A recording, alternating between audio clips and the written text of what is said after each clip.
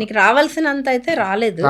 రావాల్సినంత కానీ మేము అది మేము చూడట్లేదు. ఆ పార్ట్ ఎప్పుడు చూడలేదు. It's okay. మనిషి ఎంత అచీవ్ చేసినా ఇంకేదో రావాలని ఉంటుంది మనకి. We are happy with what he is happy. Only the చిన్న పెయిన్ ఉండేది. ఇలాంటివి జరిగినప్పుడు బాధపడేవారు. అగైన్ మళ్ళీ heal come back and he work. Jersey సినిమాలో ఒక సీన్ ఉంటుంది మేడం. ఆ బాబు క్రికెట్ ఆడడానికి వస్తే, నాని కొడుకు క్రికెట్ ఆడడానికి వస్తే వాళ్ళ ఫ్రెండ్ ఉండి, అరే మీ నాన్న ఫోటో ఈరోజు కూడా పేపర్లో వచ్చింది అనగానే ఇట్లా ఒక గర్వంతో అట్ట తలెత్తి నవ్వుకుంటూ అటు తిరిగి వెళ్ళిపోతాడు అనమాట. ఎంఎస్ గారి విషయంలో మీకు అలాంటి మూమెంట్ ఏ సినిమాతో వచ్చింది? మా నాన్నకి పెళ్ళికి వీవర్ అంటే అంత ఎస్టాబ్లిష్డ్, అంత మా మదర్ టీచర్ భీమవరంలో, షీ వర్క్ చేస్తున్నారు. ఇంకా నాన్న ఇక్కడ ఉన్నారు. నేను నాన్న దగ్గర ఉండేదాన్ని, మా బ్రదర్ అమ్మ దగ్గర ఉన్నాడు. సో ఈ సినిమా రిలీజ్ అయింది. మేము ఒక సింగిల్ రూమ్లో ఉండేవాళ్ళం ఇక్కడ ఎల్లారెడ్డిగూడలో. ఈ సినిమా 100 days ఫంక్షన్కి పిలిచారు ఆర్ఎఫ్సికి. సో వెళ్ళాము. It was very nice vibe. అప్పట్లో చాలా బాగుండేవి, అప్పటికి ఇప్పటికి లాట్ ఆఫ్ డిఫరెన్స్. సో అక్కడికి వెళ్ళి నాన్నగారే హోస్ట్ చేస్తున్నారు. పంతులు గెటప్ వేసుకుని హోస్ట్ చేస్తున్నారు. He was anchoring. మధ్యలో తెలిసింది ఇట్లా నంది అవార్డు వచ్చిందని. దట్ వాజ్ అ మూమెంట్ అండి. You don't believe. అంత హ్యాపీనెస్ ఇంకా తర్వాత అంటే that was the first thing. Next ఆ మూమెంట్ తర్వాత ఇట్లా వెళ్ళే గ్రాఫ్ ఆ ఇయర్లో ఇట్లా వెళ్ళింది స్ట్రైట్. 56 ఫిల్మ్స్ చేశారు. I use to write his diary. 1 yearలోనా? 1 yearలో 3 షిఫ్ట్లు. అసలు మాకే అదొక డ్రీమ్ లాగా అయిపోయింది. ఒక మనిషి కెరియర్ ఇట్లా అలా షిఫ్ట్ అవ్వడం నేను నా కళ్ళతో చూశాను. That was the first moment, is the best moment ever. మా నాన్నకి పెళ్ళి సూపర్. మా పాప పుట్టింది అప్పుడే. పాప పుట్టింది ఇంకా ఆయన హీ ఆల్వేస్, అది ఒక ఇంటర్వ్యూలో కూడా చెప్పారు, తనకి నైరుతి అని పేరు పెట్టారు. ఎందుకంటే మలమల మాడిపోతుంటే నైరుతి ఋతుపవనంలాగా మా లైఫ్లోకి వచ్చింది. సూపర్. ఇప్పుడు మీరు ఒక మాట అన్నారు, 1 సంవత్సరంలో 56 సినిమాలు చేశారని. నిజానికి ఆ తర్వాత కూడా ఇండస్ట్రీలో ఆయనంత బిజీగా వేరే చాలా తక్కువ మంది అంత బిజీగా ఉంటారు. షార్ట్ స్పాన్ లో హైయెస్ట్ ఫిల్మ్స్ చేసిన రికార్డ్ ఉంది ఆయనకి. సూపర్. బట్ ఇక్కడ నా చిన్న డౌట్ మేడం, ఇంత బిజీగా ఉండే మనిషి నిజానికి, అంటే ఇది ప్రస్తావించవచ్చో తెలీదు, ప్రస్తావిస్తున్నాను, మీకు ఇష్టమైతే కంటిన్యూ చేద్దాం. ఆయన తాగుతాడు అనే ఒక ప్రాపగాండా ఎక్కువ తీసుకొచ్చేసారు ఇండస్ట్రీలో. కానీ ఇంత బిజీగా ఉండే మనిషి ఎంత తాగుతాడు, ఎన్ని రోజులు తాగలడు? ఎందుకు ఈ రకమైన ప్రాపగాండా ఎంఎస్ గారి మీద పడింది? ఆయన చేసిన క్యారెక్టర్స్ వల్లేనండి. క్యారెక్టర్స్ ఆయన చాలా రియలిస్టిక్గా చేస్తారు. ఎంత రియలిస్టిక్గా అంటే, మేము ఒకసారి అన్నవరం నువ్వే షూటింగ్ జరుగుతున్నప్పుడు నేను వెళ్ళా. మా నాన్న నన్ను తీసుకుని తుని వచ్చారు. షూటింగ్ అయిపోయింది, మేమిద్దరం ఇంకా మా ఫ్యామిలీలో మా బావ వాళ్ళు ఉన్నారు. వచ్చి ట్రైన్ ఎక్కే ముందు తుని వెళ్ళాం. ఎందుకో ఒక చిన్న పని ఉండి ఎవరినో కలవడానికి అనుకుంటా వెళ్ళి ఒక చోట ఛాయ్ తాగుతున్నాం. ఒక అతను వచ్చి రా పదా మనం బెల్ షాప్కి వెళ్దామని చెప్పి లాక్కెళ్తున్నాడు. అంటే they think they own him like that. MS రా నువ్వు అని చెప్పి ఇట్లా చేయి పట్టుకుని లాక్కెళ్తుంటే ఉండు అని చెప్పి అతను అలా సంధాయించి మేము వెళ్ళిపోయాము. అంటే అలాంటి 2-3 ఇన్సిడెంట్స్ నేను చూసా. నేను చాలా తక్కువ అట్లాంటివి, ఆయన ఎన్ని చూసారు. అంటే పీపుల్ థింక్ దట్ ఆయన రోజు తాగే చేస్తాడు, ఇలా కూడా చాలామంది అనుకుంటారు. ఆయన సరస్వతిని చాలా గౌరవించే వ్యక్తి. ఎప్పుడు వర్క్లో ఉన్నప్పుడు he never touch alcohol or anything. Work అయిపోయిన తర్వాత ఆయన లైఫ్ ఆయనది, ఆయన ఇష్టం.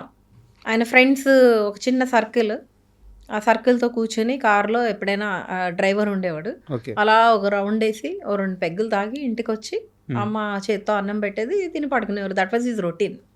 అంటే ఓపెన్ హార్ట్ విత్ ఆర్కేలో ఫస్ట్ క్వశ్చనే, మీరు తాగుతారా సంథింగ్ ఇట్లా డిస్కషన్ అనగానే ఆయన ఫస్ట్ ఇచ్చిన ఆన్సర్, నేను తాగుతాను కానీ తాగి నా ఇంటికే పోతాను అంటాడు.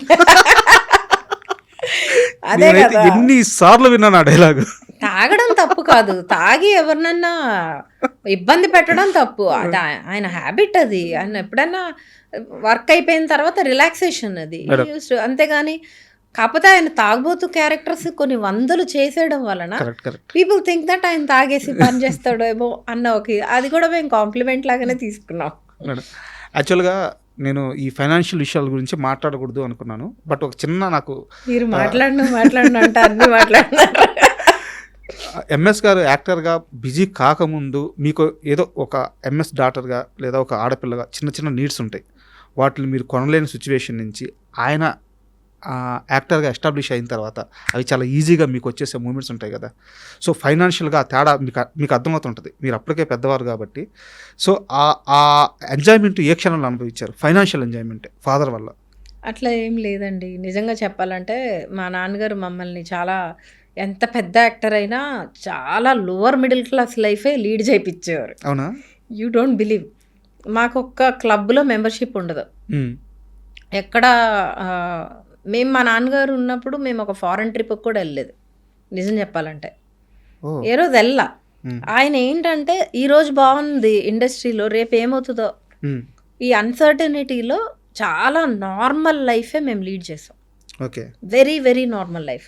ఇప్పుడు I take my daughters to every now and then I take them, ఎందుకంటే I love travelling a lot. Travelling నన్ను ఒక వ్యక్తిగా తీర్చిదిద్దింది. సో మేము ఎక్కువ ట్రావెల్ చేస్తుంటాం. అప్పుడు అంతా అసలు నేను అనేదాన్ని, డాడీ వాళ్ళు ఫ్రీగా వచ్చి ఇచ్చేవారు మెంబర్షిప్ టాప్ క్లబ్స్ అన్నింటిలో. ఒక లైఫ్ స్టైల్ ఉంటుంది కదా, తీసుకోవచ్చు కదా అంటే, ఎందుకు నేను వెళ్తే నాకు ఫ్రీ ఎంట్రీ ఉంటుంది, మీకెందుకు అంటారు. అలాంటివి ఏమీ లేవు. డబ్బుని ఎలా చూసేవారు ఆయన? డబ్బుకి విలువ లేదు ఆయన దృష్టిలో అస్సలు. ఏ రోజు కొడుకు సినిమా ప్రొడ్యూస్ చేశారు కదా, ప్రొడ్యూసర్స్ వేరే వాళ్ళు డైరెక్ట్ చేసినప్పుడు లాస్ట్ మినిట్లో వాళ్ళు ఏదో వాళ్ళకి నాన్నగారికి ఒక చిన్న డిఫరెన్స్ వచ్చి మొత్తం ఫిలిం హ్యాండ్ ఓవర్ చేసుకుని మాకున్న ప్రాపర్టీస్ అన్నీ సోల్డ్ అవుట్ చేశారు. అప్పటి వరకు మేము ఏదైతే సంపాదించారో, నాకు కొనిచ్చిన ఒక చిన్న ఫ్లాట్ తప్ప ఈ సోల్డ్ అవుట్ ఎవ్రీథింగ్. ఆయనకి అసలు డబ్బు నథింగ్. నేను 2 జతలు పట్టుకుని వచ్చాను హైదరాబాద్, మనకు ఇల్లు ఉంది చాలు కదా అనేవారు. అది మై ఫాదర్. ఎందుకు అది అందరికీ తెలుసు ఇండస్ట్రీలో, ఎవ్రీబడి టోల్డ్. బర్నీ గారు కానీ అందరూ, ఎందుకు అసలు నీకు అవసరమే లేదు, మీరెందుకు ఇవ్వాలి, కష్టపడి సంపాదించావు, రేపు పొద్దున్న నువ్వు డైరెక్టర్ అయిన తర్వాత యాక్టర్గా మళ్ళీ కొంతమంది ఇస్తారో ఇవ్వరో, మన ఫ్యూచర్ ఏంటో తెలీదు అంటే హీ డజంట్ కేర్.